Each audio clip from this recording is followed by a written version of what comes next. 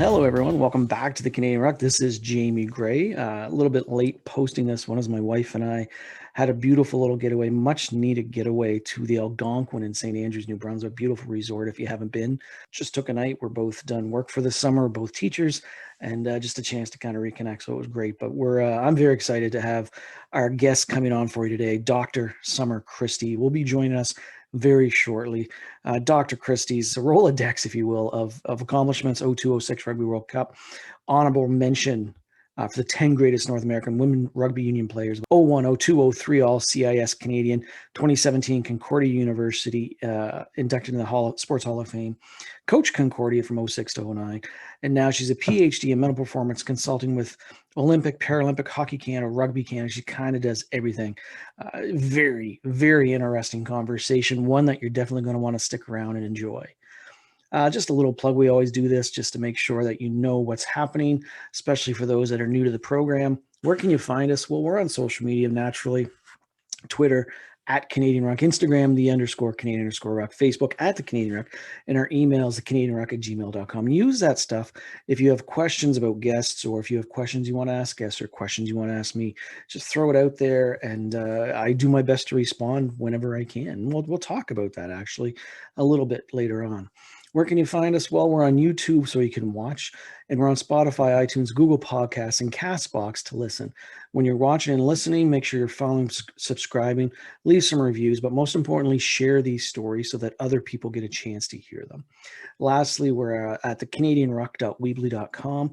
That is where all of our content is stored, so you can easily find different podcasts. You can look through the 2 seasons. We're up around the 75 podcast mark, somewhere in there. So we've got a lot of content focused 90% on, at least, if not more, on Canadian rugby. East Coast Roast Coffee is an independent micro roaster coffee in St. John, New Brunswick.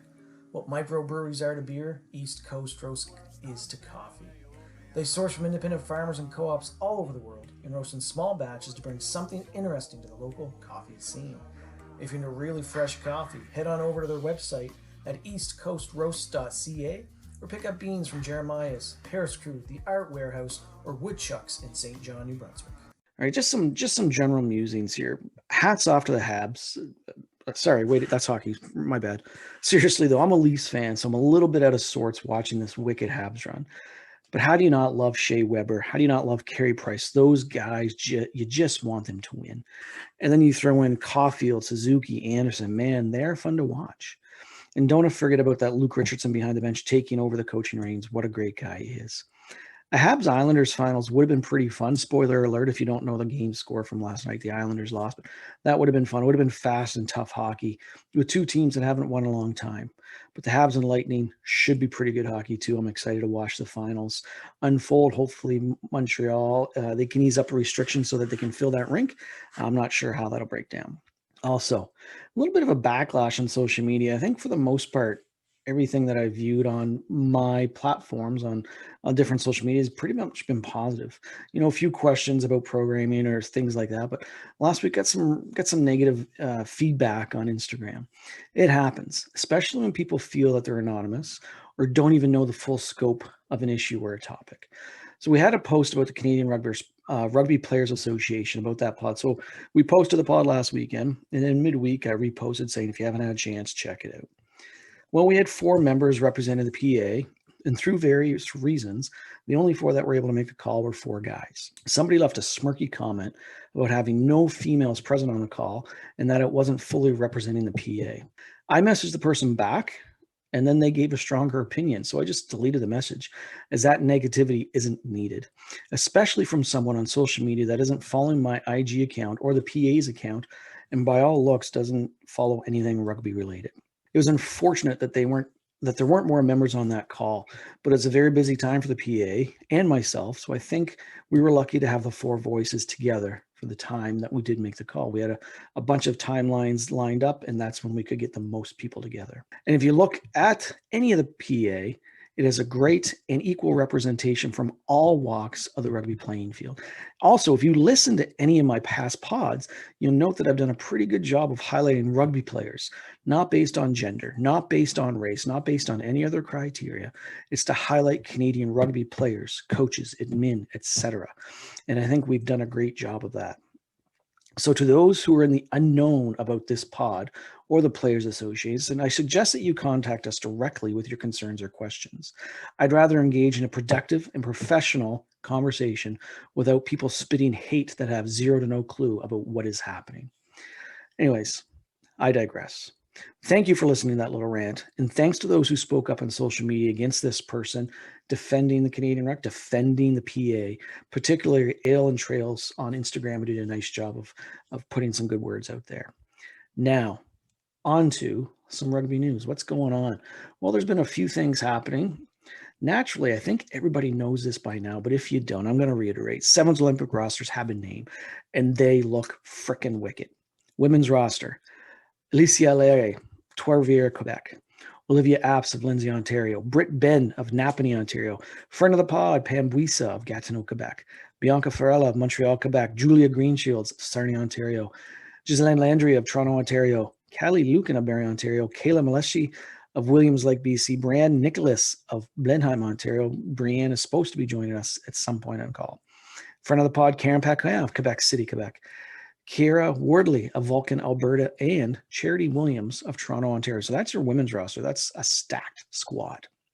On the men's side, Phil Berna of Vancouver, BC. Friend of the pod, Connor Braid of Victoria, BC. Friend of the pod, Andrew Coe of Markham, Ontario. Justin Douglas of Abbotsford, BC. Mike Fualafao of Victoria, BC. Lucas Hammond of Toronto, Ontario. Nate Hirayama of Richmond, BC. Friend of the pod, Harry Jones of West Vancouver, BC. Patrick Kay of Duncan, BC. Matt Mullins of Bellevue, Ontario. Theo Sauter of Vancouver, BC. Jake Thiel of Abbotsford, BC. And friend of the pod, Connor Trainer of Vancouver, British Columbia. Two amazing looking squads. I, for one, I imagine most of you, if not all of you, are super excited to watch these two teams in action and watch them do some damage while in Tokyo. That's starting soon, so make sure you're ready with your PVR, what have you, because the time changes are different, but just make sure you're watching those games and supporting those two teams going forward. And if you're on YouTube, you're probably wondering, who's this guy? And if you're on Spotify or why, you don't know what I'm talking about. But Lewis Carmichael is retiring. Who's Lewis Carmichael? Well, young lad, only 26.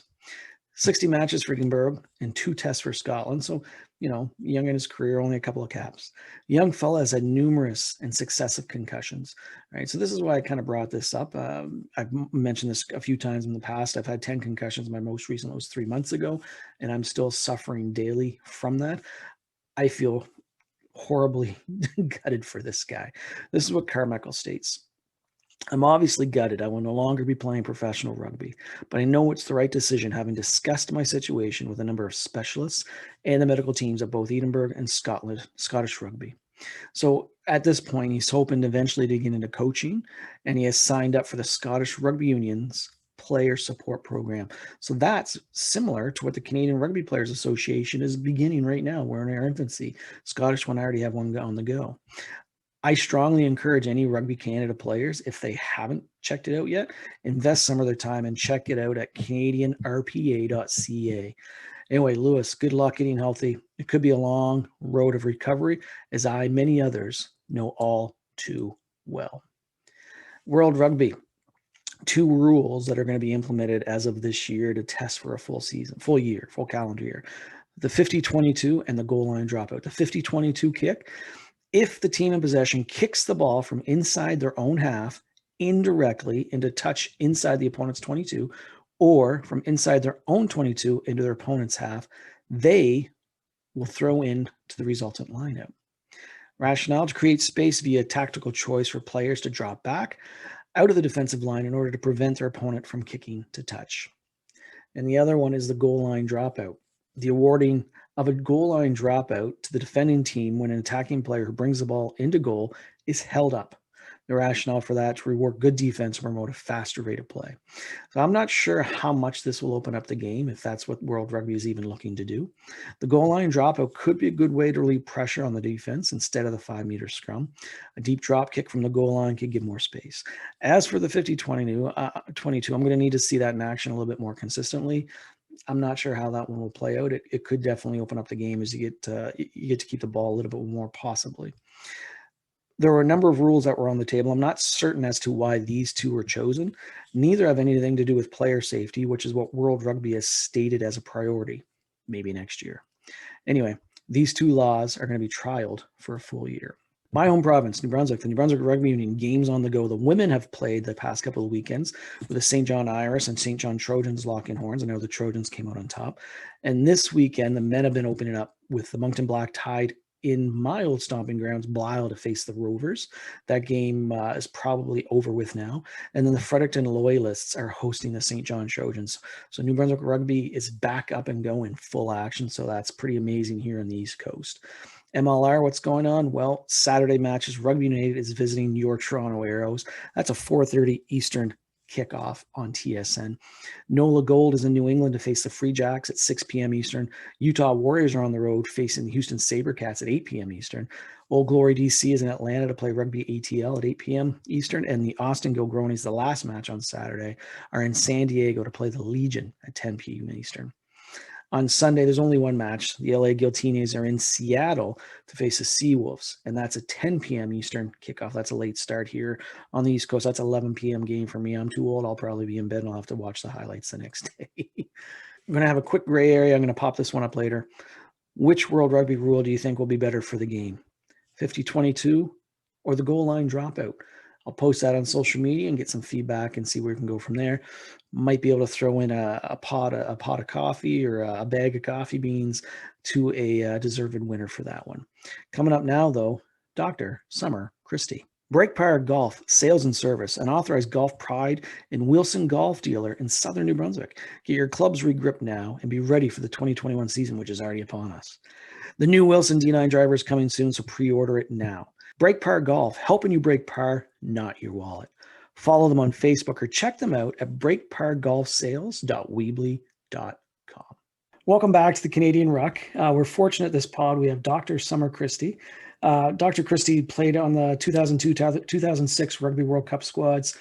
She's an honorable mention in the list of the 10 greatest North American women rugby union players. She's all CIS Canadian a few times, Concordia University Hall of Fame. Like, she's got a big, massive list of accomplishments, and she's also got her PhD in mental performance. And we're very fortunate to have her with us. So, Dr. Christie, welcome to the Canadian Ruck. Thank you. Thank you so much for having me. All right, so let's jump in here. Interesting intro, beginning. Tell us your origin story.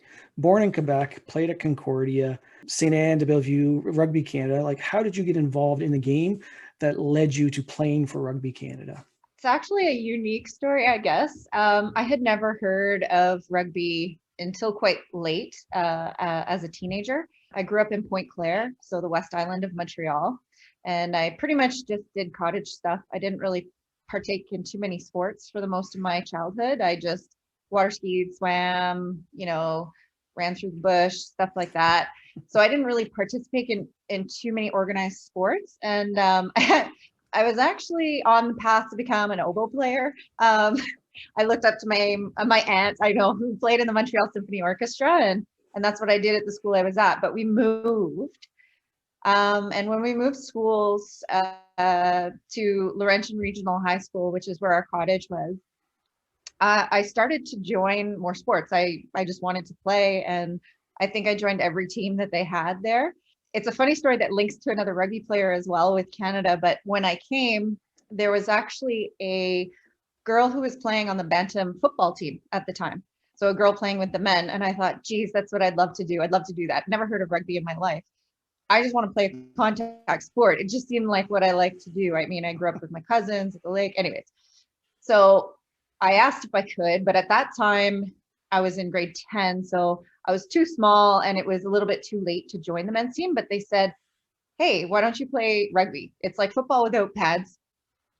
And I said, yeah, I'm in. And I never looked back after that very moment. never touched my oboe again, which is not a bad thing. Honestly, never looked back. I loved every second. I think the first time I touched the ball, I just decided my dream was to play for Canada, even if I didn't know there was a Canadian team. I loved it so much. I loved everything about it. And I mean, I guess that will continue in my life story, but that's my, like, the real origins of where and why I started playing rugby. I like that. Like, I'm from the country, small, very, very small community in New Brunswick. And it's kind of the same. We grew up outdoors, running the fields, but we also played a lot of hockey and stuff like that. And I played a lot of sports. But once I was introduced to rugby, it was just a different atmosphere in how I looked at life. I think and you really highlight that there. That was pretty cool. So you start playing, you go to university, you're playing Rugby Canada, and lo and behold, you go to the '02 World Cup in Spain and the '06 in Edmonton. Talk to us a little bit about Spain. Like, interesting location for a World Cup.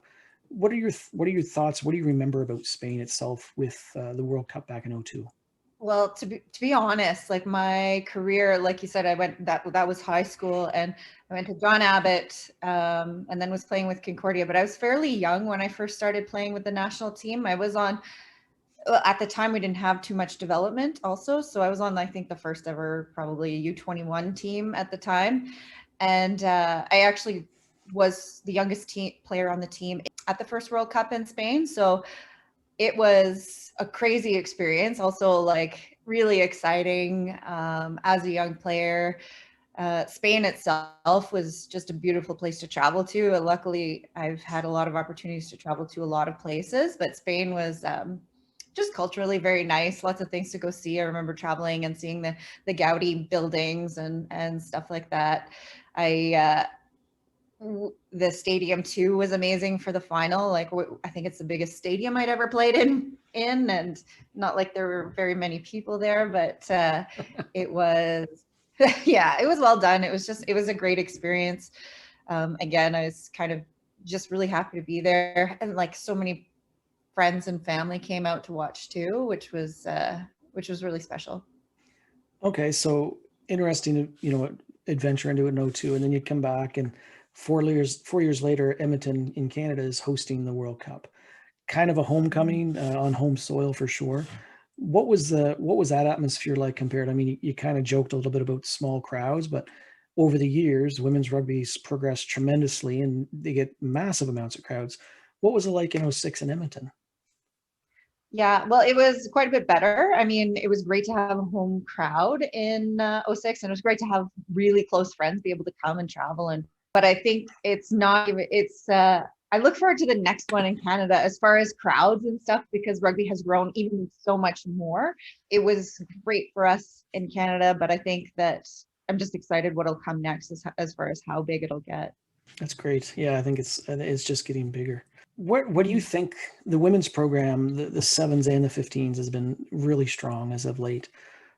How do you think that has happened? Like, what is the secret to their sustained success? What has catapulted them into the top five rankings continually?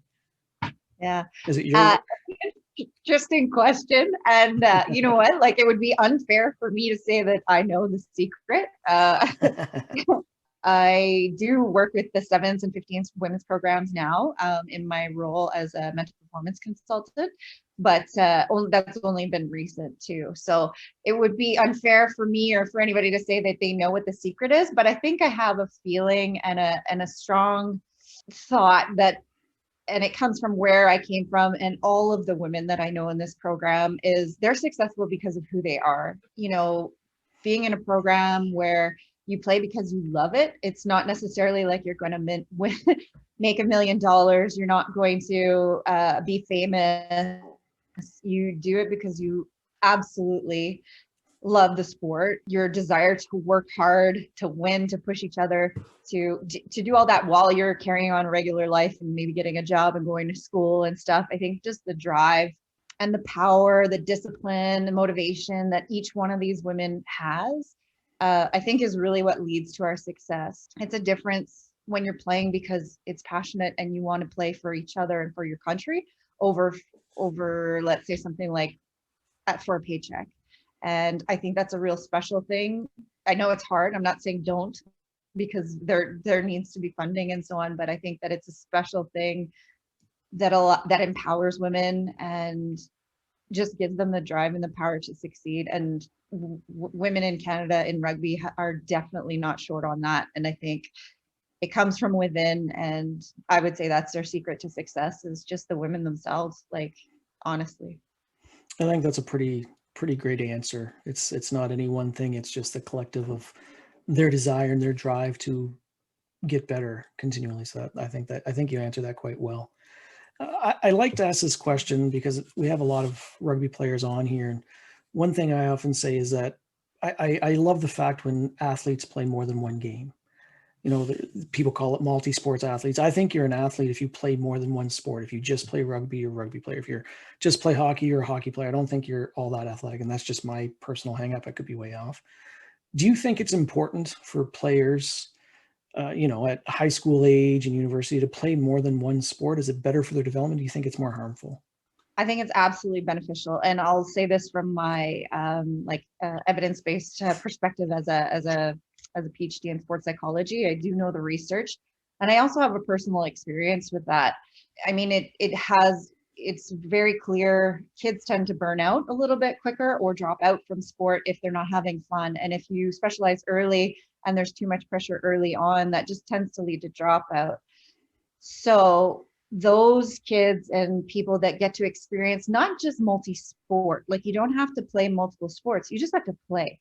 Right. So I gave that experience of my origin, and similar to yours, like, just having the opportunity to play, to be active, to choose, right? Like, to try out different sports. I think I tried everything. Well, maybe not everything, but I tried a ton of different sports.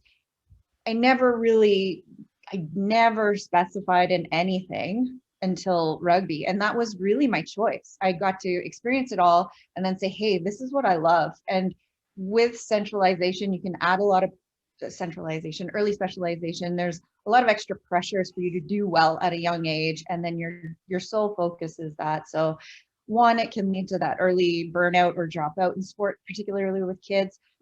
And then it can kind of diminish the fun. The main reason kids play is fun. And the main reason they drop out is when it's not fun. There's also some interesting research on why athletes tend to last longer in NFL, NHL. And they say that athletes that come from rural environments and that don't specialize early tend to have a longer life within their career in sport. They've enjoyed it, picked what they wanted. You're motivated. It's self-motivation, intrinsic motivation versus anything else, like you're doing it for money, for your parents, for some other reason. So they tend to last longer. I can say for sure, like, I didn't have the pressure of somebody coaching me really early and trying to get things right. So I got that growth mindset, able to play, have fun, and then really just choose and engage with my own intrinsic motivation on it. So I definitely wholeheartedly recommend playing many sports and just playing as kids, just playing. I think you said that really beautifully, because as you were saying that, it also made me think of, watching hockey and it's creeping into rugby, is how things are so system based when you're younger, and it takes a lot of that freedom of play. Like, I know I'm a little bit older, I'm in my 40s, and when I grew up, it was pond hockey and shinny and learning how to all just have fun on the ice. But now it's when you're, you go to a rink and there's like 10-year-olds learning how to play trap style hockey and, things like that in the 1-2-1 forecheck. And it's like, just let them play, let them develop their skills with fun. But yeah, I'm concerned as a coach and as a parent that things are just trending way too far in the opposite direction. And then I don't know, am I an old man giving an old man rant, or is this something that's, accurate? I don't know. Well, the fact that you're thinking about it is huge, right? The fact, because I mean, I work with some kids. I don't tend to work with kids and I can go into detail into that. But I mean, the one thing is the long car ride home, and us as parents, as coaches, as anything, it is all well intentioned. There's no question. We say like, hey, you missed that, or did you see that? Here, it could be better. But at that age, it's really like, ask them, say, hey, what'd you learn today? How was that? Help them learn that growth mindset and enjoy it, because it can become kind of like that long car ride home that becomes more difficult in their career. P.S. I'm also in my 40s, not older than me. You wear it much better than I do. I was also thinking too. I don't know about that. I was also thinking too that even goes into high school age players for the the long car ride home, and allowing them to just be themselves on the ice, on the pitch, what have you, right? So there's a lot of issues there that I think society more than anything is just kind of skewing too far in one direction. But that's for a different podcast, maybe. I don't know. We'll get into some psychology. Yeah, you're right. We could go on forever, but I'd say all good intentions, but it just giving them choice and letting them play and letting them have the motivation to do it themselves is really what's going to sustain their long-term desire to participate and go further in sport. Yeah. In a healthy way. Yeah. And then there's the other side of the token, like some, parents will say, oh, my kid only wants to play hockey all the time. And as a parent, I'm thinking, but maybe you have to help them explore other ideas so that they don't get burned out when they're 15 or 16 or 17. But again, that's, what am I to tell somebody else's parent, right? Who am I? It doesn't hurt. I think, we shifted into this early specialization mode in general, and we're slowly shifting out with research and understanding. So I don't think it hurts to do that. As far as like long-term effects too, if you only ever want to play hockey, then you're only going to identify as a hockey player. And that's pretty tough when you get to the higher levels if you don't make things, right? There's not a lot of, that makes it much more stressful for any selection, much more stressful for anything else. So like developing an identity and outside of just one sport is so important at a young age, or any age, to be honest. I also look at it from a teacher's perspective. Like I coach high school, I coach a rookie rugby program, but I also look at it from the perspective that, okay, so you want to specialize in basketball. You don't come into your classroom and say, I only want to take math. I don't want to take anything else. That's not how it works. Like, how do you become familiar with anything else? How do you become a well-rounded student? How do you become educated enough that you can do something beyond math or beyond basketball or whatever? So I guess I always have that different atmosphere, that different approach to looking at things. And sometimes it gets me in trouble at work, but it is what it is. Sometimes we got to get in trouble to make change. I say go for it. So we're at a section now, and I'm sorry, I forgot to tell you about this. So I'm not sure if you've heard any pods in the past. So I do a section called Quick Fire, and I've got about 20 questions. Half of them are rugby based, half of them are kind of fun based about your personality. Do you want to give it a try? Sure, come in. All right. So the first half, as I said, are rugby. All right. Who's the best team you've ever faced? Well, obviously the Black Ferns. There's no question in my time. It's always been the best team I've ever faced. That's a fair statement. Who's the best player you ever faced? I'd like to, a good answer to that. The best player I've ever played with is Jillian Florence, and I'm glad I never had to face her. Okay. All right. Who's the toughest player you ever faced? And when I say the toughest, it's the woman with the ball and she's running at you in a 1v1 and you just pray to God she trips or drops the ball so you don't have to try and tackle her. You know what? And I don't know the name, but it was a New Zealand 15 because I was a 9, 21 and probably like 140 pounds. And she was 15 and fast and had skills and was probably up close to the 180, 190. And I just got low. Did you take her down? I think so. All right. What was the best match you were ever a part of? That's always hard. I think I have that kind of a rugby brain, not to make jokes. It might be concussions. I don't always remember specific games that well. It kind of all mashes into one. I think the best game that I ever got to play would be the ones where I just felt like it didn't even know it was happening. It was with my best friend. So that would have been on the St. Anne's pitch at home, winning the finals after the year after I retired from Canada. So okay, that's a nice memory. Mm-hmm. What's your favorite rugby tradition? Ooh, there's so many. I love having a beer after practice with my teammates on the sideline. love singing, love just the camaraderie. So, but tradition, I guess, is just a beer after practice.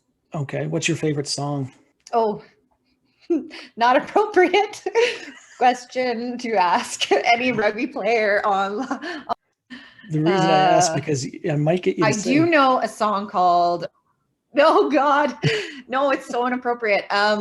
Rugby Men, my favorite, because so it's inappropriate and I'm not going to sing it. Okay. But I went out of my way to find songs with lyrics for women. So that is why Rugby Men is my favorite song, rugby song. I don't know if I know that one. I know a lot of the rugby songs, but I'm not sure I know that one. So I'm going to have to look it up. All right. Who's the best team you've ever played with? You know, obviously, the national team has been the best quality team I've ever played with. The 15 leading up to the World in Edmonton, best team I've ever played on. I would say best team wholeheartedly at a different level is St. Anne's. What's your rugby nickname? Funny enough, my name doesn't really come with a lot of nicknames because it's different. But one time, people call me Some now sometimes, and Scrummer was one time my nickname. Okay. Who's the player that you loved to smash? All of them. That's good. But I like, there's no particular one. I wasn't like singling out people. I just like to hit people. So yeah, everyone. All right. What's any rugby superstitions? No. And even more so now, like superstitions are, well, okay, I don't have a superstition, but I've worn this 9 and Rugby Canada necklace probably for the last 25 years straight, not taking it off. It's not really a superstition, but it's just something I do in mental performance. It's routine, not superstition. So yeah, that's how I go about it. Because of your job, you have to be really careful with that question, I imagine. Well, I support superstitions. There's no question, but as long as it's supportive of your performance and not hindrance. And then I look at, well, what's the routine? And if you don't put your left sock on first, is that really going to lose you the game? You know, so yeah, I never really did. Okay, we could talk later. All right, this is the most important question. Yeah. Okay. There's a tournament, an axe throwing tournament for world domination. Which 3X teammates do you take with you to win this tournament? See, axe throwing requires that accuracy, so I got to get like a hooker or something. Yeah. But hooker wise, so if I'm gonna say hooker wise, Moira Shields, well, I'd pick Jill Florence again, and I'd pick Jose Lacasse. Okay, good team. That'd be a good team. Prop back row, but yeah, I'd pick them. Axe throwing. All right. What's the most used app on your phone? WhatsApp. No, it's got to be something. Because I'm on team chats with. It's got to be something. Oh no! Because everybody says WhatsApp. Well, it is WhatsApp because I'm on it like 24/7 because I'm on every different team group chat. You're a TikTok person, aren't you? No, I'm not. I'm not in that age group. To be honest, it's honestly WhatsApp, but I'm looking at my phone right now. My email, sadly, we have a new app for our club, which I started a new website, so I'll say that one. We have an app for our club, so I like that. Sounds good. All right, what's your go-to food? My go-to food is, I don't know, I tend to eat mostly vegetarian, so I don't know, like a good, I love Mexican, so fajitas, let's say that. Fajitas. All right, chips or cookies? Chips. What kind of chips? And then cookies. Cookies for dessert. Yeah, I like salty then sweet. Chips for sure. My favorite right now is the kettle chips that are ranch. Oh, I've never. They're hard to find. Yeah, okay. They are very good. All right, French fries or onion rings? Oh, French fries for sure. And you're a Quebec girl, so French fries or poutine? Well, it depends what you're in the mood for. Poutine's pretty rich, so it's like a full meal, full meal of food. Yeah, that's good though. All right, what's your favorite beer? Ooh, I'm not too picky. I enjoy beer. Right now, I guess my go-to easy pick would be Stella. Okay. Stella's not bad. What is a guilty pleasure? A guilty pleasure would probably be Stella. Stella floating on the lake. I don't know. It's not a guilty pleasure. Maybe everything's a guilty pleasure. Stella, we'll go with Stella. That's all right. Yeah. No, I like a good milk chocolate every once in a while or something like that. Yeah. Okay. What series are you binge watching right now? Oh my God. I'm very much into true crime and criminal psychology. It's just fascinating. But I'm actually watching Narcos right now. Okay. I haven't seen either of those, so I'll have to look them up. What is your favorite movie? Well, remember the Titans. That's a good one. All right. Last 3 questions, and they all tie in together for the quick fire. Who would play you in the Netflix movie of your life? Oh, like a celebrity? Sure. Yep. Oh, I imagine like an actress, probably like somebody that's in the business, but who would play me? This is not rapid fire. I have to rename it. Daenerys Targaryen for sure. From which is Game of Thrones? From Game of Thrones. Okay. Who would be the leading opposite?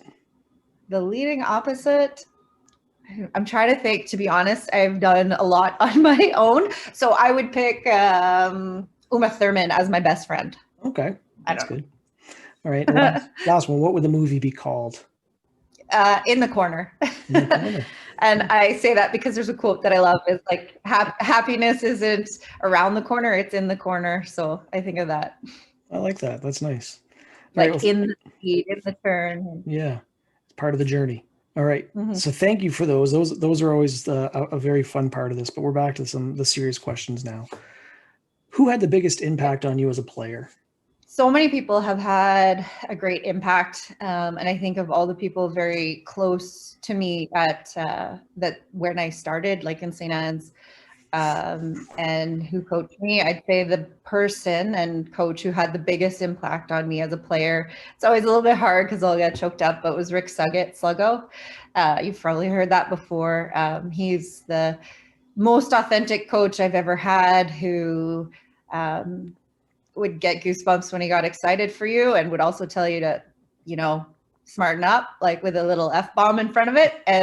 But I respected that and never felt like, I would have gone to war for him. And he taught me new things. And to be honest, like I said, how he was so authentic, it was just really easy to follow him and to have him influence my life so much. That's great. A few people brought up his name. That's awesome. Mm-hmm. What are your thoughts on what makes a great team player? Okay. So I truly believe this, and it links to something I said before, but somebody you can hit the hardest and somebody who will hit you back the hardest. So meaning I hit my friends harder.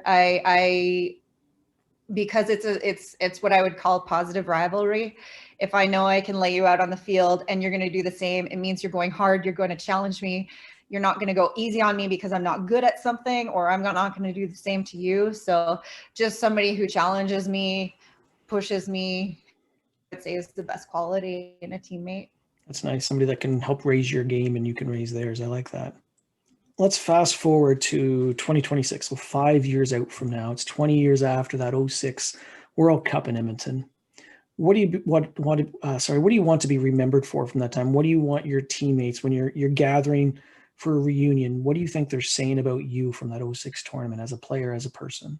I think in general in rugby, I think not specific to any team, but I do hope I am remembered for the work I put in, and let's say first and foremost, my passion and love for the sport, just how much I cared and what I did for it, as far as how I don't like to use the word sacrifices, but choices I made in order to make that happen, and for challenging my teammates, for being challenged by my teammates, for being there for my teammates, and just for, being able to be in the moment and enjoy the game with everyone. So mostly just, I think people remember me for my passion, because they'll say in any kind of speech, they know I'm excited when I start swearing, or just like Rick too. Like I get goosebumps when I'm giving those little talks as a captain. And I think that I hope that people would remember me as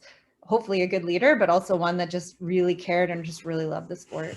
I think that's a fair statement. I imagine that's what they would be saying. I really like that. All right. So just a little bit differently now. So you're in one of my favorite fields, sports psychology, mental performance. Talk to us about who you're working with now.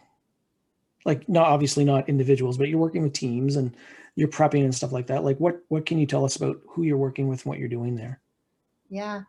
So you're right. Confidentiality, it depends who I'm working with that I can share, but I am working with the both women's programs and the development programs with Rugby Canada. So the sevens program, the 15s program, and development. I also work with Wheelchair Rugby Canada, and I've been working with them for quite a while now. They're a fantastic group, and just like the same core rugby values that we have, I encourage you to watch them at the Paralympics, and also to not expect that it's too much like able-bodied rugby as we know it. So get a rule book out, but you'll love it because there's lots of hard hits. I work with them. I work currently with bobsled, skeleton athletes. I work with individual athletes, and I do a lot of extra contract working. But my main focus right now leading into the Olympics and Paralympics is sevens, 15s, and the World Cup, sevens, 15s, and wheelchair rugby. So when I do work in high performance sports, so I'd say that the skills are a little bit different because they're at a high level. The skills are the same, but I'm not focusing as much on the foundational skills, like how do you focus, how do you set goals, like that. Like it is much more support, chat, facilitation, and team dynamics, working with coaches, working with IST. Group dynamics, group work, and then individual support. But the skills remain the same. My top are focus. If you can focus, if you know what to pay attention to and when, and you can be in the moment. Arousal regulation, which is like if you can manage the stress that's naturally going to come up, and if you can debrief around that, and those are the skills. The characteristics would be confidence, self-talk, and stuff like that. So it really depends, but you work in a lot of different areas, but those are my top 3 skills. And it always depends on where they're at, what they need, what the coaches need, and so on. Is there a lot? So you talked about, the main strategies that you employ. It's probably varies from athlete to athlete. Like some might not need self-confidence talk, but they might need more focus talk, things like that. How much, or do you, do coaches come to you and say, this player really needs this, I need you to fix this for them? Or is it really just that intimate settings with the athlete, and you kind of push the coaches aside because your focus is on the player and the team, not what the coach wants? Yeah, well, I mean, it's definitely a mixture of everything, right? A coach will always say that, but I mean, it's just like when a parent brings in a kid. Best interests. Like they say they need to fix this and they're missing these shots, and I say, okay, great, thanks, I really appreciate that information. And then when they leave, I say, hey, what's really going on? Like what's up for you?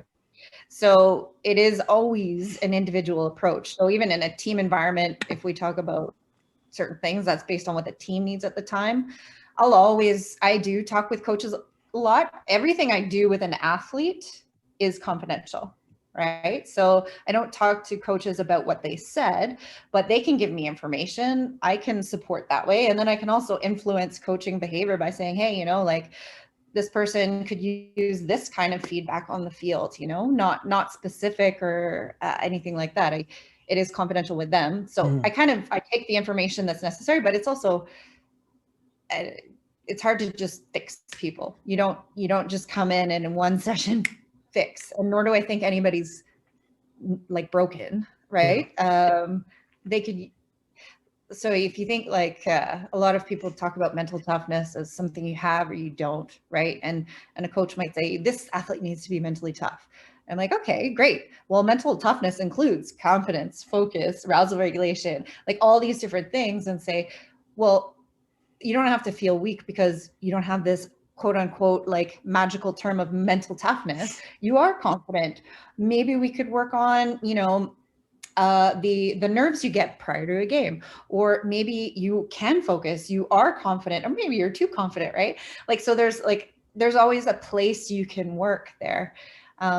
But you're so right, it's always individual. And I mean, the greater picture you have working with somebody, which can be feedback from a coach, is definitely helpful. And more than likely, like a parent, they have the kid or the player's best interest at heart, and you just have to filter through what is needed from them that can help the athlete, right? So Right. how, from your perspective, I mean, this is your job, this is your life now, how important is that mental side of sport? Well, I mean, I'm not being biased when I do think it is one of the critical pieces, because, and this is a metaphor I use very often, but if you imagine a high jump and you're a high jumper, right? Your ability to jump a certain height comes from a few things. So if you think of what creates your ability to do that, it's your strength, your power, your agility, your nutrition, the work you put in, right? The practice hours, the technique, right? So that builds over time, and you can jump a certain height, right? So between now and performance day or game day, that height doesn't change, right? So you've built that to get to that point. So you should sometimes a tricky word, but you should be able to make that. That's your ability, right? The thing is in sport is we have the chance to have like this, peak performance. We sometimes get, a little extra boost or do better than we have. We have like a PB, but we also have instances where we have that weak performance. So that's, some people would call it choking. Let's just say suboptimal performance, which all it means is you're not doing what you can do, right? And so if you think about everything that leads up to that ability, that's concrete, that's fixed, that doesn't change. So the only thing that changes between today and tomorrow, which is game day, is what you're thinking. So I do think it's important, particularly at the higher levels. I think everything leading up to that is important. You need to have that ability to be able to perform. But if the one thing that can change under pressure is that is why I feel it's very, very critical to high performance sport. I think that's a good statement for sure. I want to ask you one other thing. It wasn't on the list. So one thing that I always find intriguing with high performance athletes or professional athletes is that, it's the hockey playoffs and the players can only focus on their task at hand. Like, you can't, you don't, you hear always see things in the news that, well, it's a contract year, but we can't talk to them about their contract because it's a playoffs. Or, so-and-so is going to the Olympics. Well, you can't talk to them about family issues now because he's at the Olympics. Is that factual, or is that a cop-out in your opinion? Or is it like somewhere in between? Well, like if you take like NHL, like if you take like professional organization with contracts and money and stuff, that might be a cop out for the organization. But the way I look at it, and it's so important, is distraction management, right? So they are there to do a job. And for, what the Olympics are great, but it's just another game, but everybody treats it differently. So you're going to get more media, you're going to get more questions, you're going to get more attention. You're going to get more than you ever expected. So a lot of what we work on prior to something like the Olympics is predicting what that could be and finding ways to either one, control it if we can, or two, manage it. So one, control it would mean, what can I cut out that could be a distraction? So that might be social media. That might be what interviews I'm doing, what I'm choosing to engage in, when I turn my phone off at night, like all of those things, because it does change. It's an entirely different environment. And if you can be as prepared as you can, but the Olympics is different. So we go for all the biggest what ifs, and we say, well, what do I need to control for me? So again, it's individual. Sometimes it's to do with the organization and they have rules, but I would say within the individual and within the team too, it's also important to discuss as a team, is to say, well, what could be the distractions? How do we control? How do we manage, right? Because our job is to play rugby. It is not to talk to media, right? That's for them. And I'm selfish, or maybe I'd say that's the athlete in me that says, this is our chance to do what we need to do. Great that you want to talk to us. That's great, but that's not our priority. Again, it's individual and maybe a cop out, But I think for them, they do need to focus, and it's a pressured environment where they're getting way more than they ever did before. So it's the time to narrow it down, and the time to put themselves first and the team first. And if that means not talking about things and or that they don't feel comfortable with, I think that's totally reasonable. I think that's a good analogy for sure. It almost sounds like the what if aspect. You're talking about fear setting. So what if the worst case scenario happens? How do we solve that? And I imagine you probably do that a fair amount with athletes, right? So that's really good. I guess lastly, any great rugby stories you can share with us, something from your playing days, or just something that it's kind of a fun, maybe storied, lighthearted, even throw yourself under the bus, throw an old teammate under the bus, what have you. Yeah, no, I was thinking of that, and again, rugby brain, everything meshes together. I think Martin Silverstone from my club actually wrote a book with a lot of stories in it. So he's better at remembering than I am. But the one that comes to mind that's just funny is when I was playing for John Abbott College. It's funny, and it was an injury story. So we were playing, and I was running with the ball, and I got tackled out of bounds, like this. And the touch judge, who had a wooden flag, went whack and hit me square in the forehead between the eyes. And it blew up like this giant egg on my forehead. And it didn't hurt, but I could not stop laughing. And I didn't know how big it was. It took the ref to say, I think you need to go get that covered. So they taped it up and stuff. But yeah, so lighthearted. That's a funny story. That's not bad. I don't know if I've ever seen a wooden flag. I don't know. Yeah, well, it was hard. I think it was at the time. So before you go, I just want to mention too, for people that are listening, you talked about you're working with the Paralympic rugby team. I had 3 of them on my show at the start of season 2. So Patrice Desjardins, Mike Whitehead, and Eric Rodriguez. So they all had individual pods, and then we did and then we did a group pod where the 3 of them dissected a game. So we watched about half of a wheelchair rugby game, and they explained the rules and did everything. So if when you're talking about that, I'm thinking this is great. A lot of people watch that and I got a lot of positive feedback, but if you haven't watched them, they're at the start of season 2 and they're all there for you to watch and I guess get a better understanding of what wheelchair rugby is like and what those athletes have to go through, because it's a pretty hard grind, I think, for those guys and girls as well. So yeah, no, that's amazing. I'm going to recommend that because everybody asks me, are they on the grass? And I'm like, no, it's here. I'll explain, right? Yeah. It's different, but that's fantastic. Those 3 guys are phenomenal athletes, true mentally tough. Again, the word I don't like, but I'm using truly really good, solid teammates and great players, all of them. Well, listen, Dr. Christie, it's been an absolute pleasure. I've had a blast. Thank you so much for joining us. Best of luck prepping the teams for the Olympics and everything else. And take care of yourself out in BC. Thanks very much. Thanks so much, Dr. Christie. That was awesome. Great thoughts on rugby, great thoughts on sports, and definitely great thoughts on mental performance. I think you and I could probably do another pod and just talk mental performance all the way, because that's a passion of mine and obviously a passion of yours. This is a great call. Thank you very much for taking the time. Coming soon, we've got Andrew Monroe, we've got Harry Jones, and some of the Sevens teammates, Andrew Coe and Alicia Aleri. We're still struggling to find a time. News around the Olympic rosters is kind of set things back, but we'll see what we can do. Thank you for listening. Keep spreading the good rugby word. Make sure you're sharing these messages. That's the important thing for me, is that everybody gets a chance to hear from these great Canadian rugby people. The world is slowly opening up. Rugby is back on the table, local levels, provincial levels, international Olympics. It's exciting, exciting times. I know COVID's still out there, still doing its thing, but we are starting to get the upper hand. And by having sports open up like rugby, you can see that happening. Need to say thanks to my son, Rylan, for supplying us with our intro and our outro tunes. And lastly, this is Jamie. Until next time, stay safe, stay healthy, stay sane, and most importantly, keep on rucking.